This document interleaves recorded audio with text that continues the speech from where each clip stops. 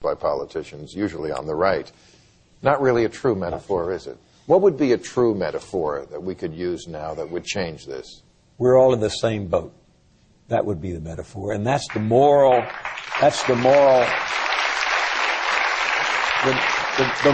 the moral message that America would send by adopting health care as a human need to which everybody should have access. The moral message would be that we are in this together, that we care about each other.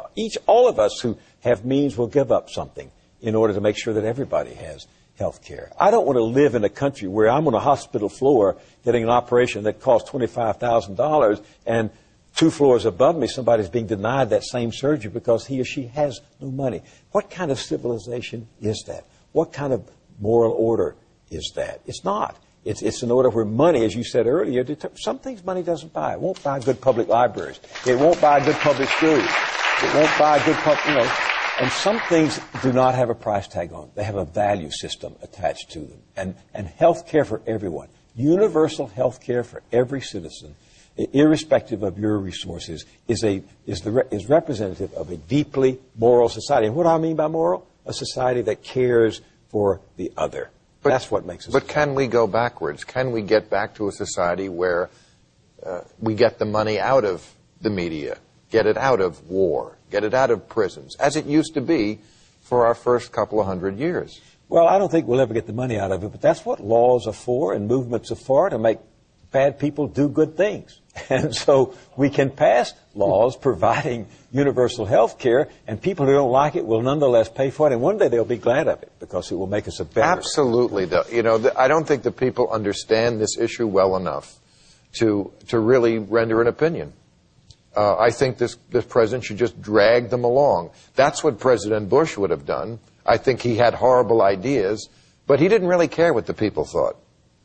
I think there's a fear that Barack Obama will become the Grover Cleveland of this era. Grover Cleveland was a good man, but he became a conservative Democratic president because he didn't fight the interest. Teddy Roosevelt came up. People have been saying, well, Obama should be Franklin Roosevelt. No, I'd much rather see Barack Obama be Theodore Roosevelt. Theodore Roosevelt loved to fight. Right. He came into office and railed against the malefactors of great wealth. Right. He was glad to take them on, take on the barons and the tycoons, and people responded to him. I think if Obama fought instead of finessed so much, if he stood up and declared for what is really the right thing to do and what is really needed, instead of negotiating the corners away, instead of talking about bending the curve and talking about actual real rates, if he would stand up and say, we need this because we're a decent country, I think it would change the atmosphere. In the last few weeks,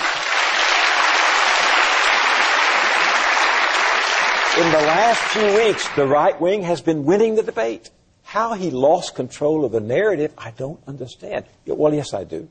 He didn't find the right metaphors, as you were just saying.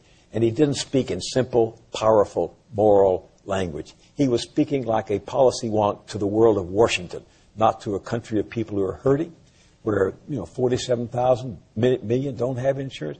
Let him be a leader like that, summon the language and send it marching in the purpose of a mission like that, and he'll turn this around. But the right wing has been, in the last few days, the last few weeks, carrying the argument, putting the Democrats on the defensive. Here's the party that lost, and the conservative movement that was discredited over the last 8 years by the delays and the Ralph Reeds and the Abramoffs. They're setting the agenda for a Democratic Party that controls the White House, the Senate, and the House. Something wrong in that. And I think it's because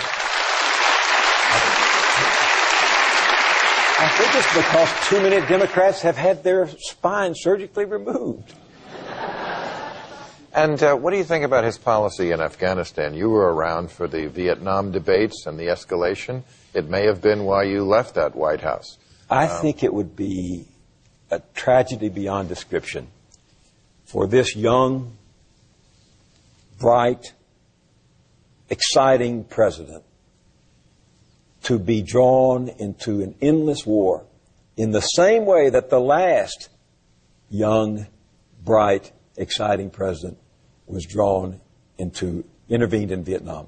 I was there when Kennedy chose to send advisors to Vietnam. Then I was there when Johnson escalated. They both acted from noble intentions. Actually, they did. They wanted to stop communism in Asia, and they wanted to spread democracy. But the advisors became bombers, and the bombers became ground troops, and pretty soon a campaign to contain communism became a regional crusade. And 12 years later, billions of dollars later, millions of lives later, including 660,000 American troops, we lost. We lost because the United States is not good at that sort of thing. Here Obama has 68,000 troops there. The generals are asking for another 20, maybe 30,000 troops. And when I saw that request the other day, saying that what we have there are not enough, I remembered a dream I had a year or so ago, right before Obama came into office. And they were talking about escalating in Vietnam. I was back in the cabinet room of the White House, sitting behind the president. He was talking to his military advisors. They were spread out around the table there. This is in a dream, seriously. And so he asked the military advisors and his national security advisors, how many troops should I send? 40,000? And a voice from back there said, not enough. 80,000? A voice from over here said, not enough. 120,000? And a voice from over there said, not enough. The military and the hawks in the administration will always say, not enough. And Obama has to say enough, or he's going to be drawn in two. Now, we've changed the mission. You know, we went there to capture Osama bin Laden. Bush did a good thing there. We didn't capture him. 8 years later, he's still at large. Now they've shifted the mission of the troops there to protect the villages of Afghanistan. 100,000 American troops can't protect the villages of Afghanistan. And now they say we're going to be there to build a nation. You know, we're not good at building other nations. We're hardly good at building our nation. Look what's happening to our... I mean,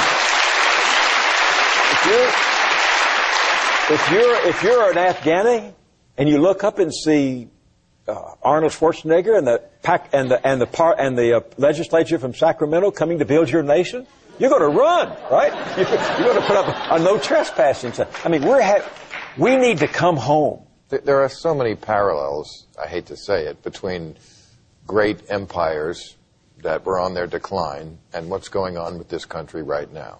A sort of internal malaise, what we are debt-wise, how much money we owe the world, how much red ink is piling up. Do you think we're still a great nation?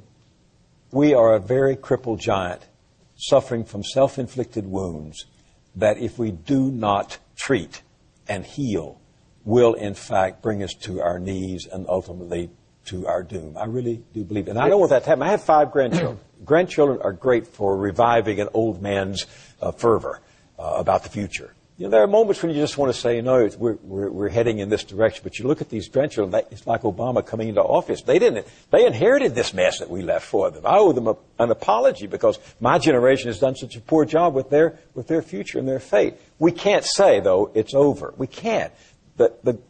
What makes us great, we're not smarter than other people. We're not more intelligent than other people. We're not wiser than other people. We have that First Amendment, that self-correcting faculty that enables people like this to climb up on the deck of the ship and grab the captain by the arm and say, that's an iceberg out there.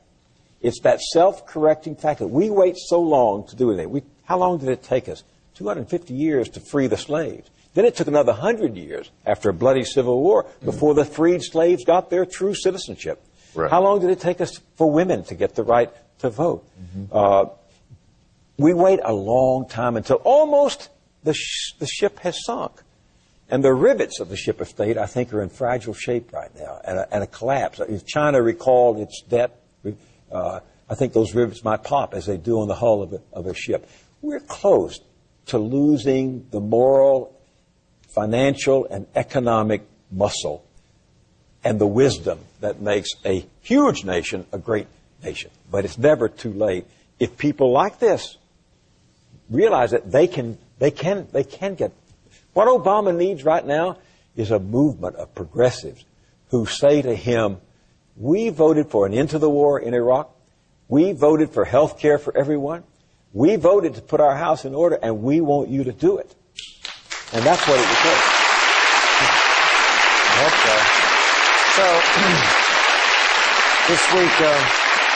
This week and last week, this whole month, there's been a lot of nostalgia about the 60s. It was the 40th anniversary of Woodstock. I noticed the Beatles are once again on the cover of the Rolling Stone. Leonard Cohen is back. Leonard Cohen. Oh, yeah. Was never really there for me. But, okay. But I'm glad he's back. You were there. I know you famously once said that you did not realize that John Kennedy was fooling around when you were in the White House then, which is astounding because nobody could escape that sort of scrutiny nowadays. You've been very dignified about not gossiping about that era. Why don't you end that right now? Give us something about the 60s and the Kennedy-Johnson White Houses. That would be just a great piece of... I wish I could add to the lore and the knowledge and the information that's come out. I can't. I mean, I was surprised at one revelation after another. I truly was, because it is, Freud said each of us experiences our own present naively, and I think that's true. I was very much an idealist. I was involved in the campaign of 1960, but I wanted to